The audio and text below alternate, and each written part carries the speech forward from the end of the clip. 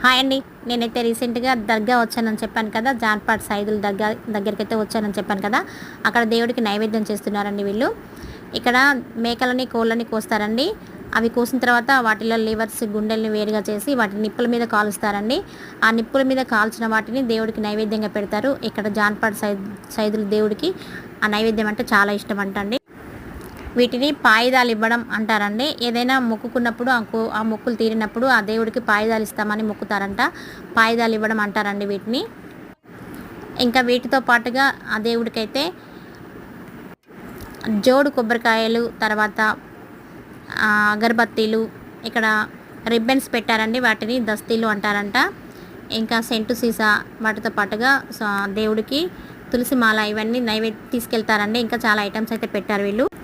వీటన్నిటితో పాటు ఆ దేవుడికి జెండాలంటే చాలా ఇష్టం అండి. జెండాలు కూడా తీసుకెళ్తారు.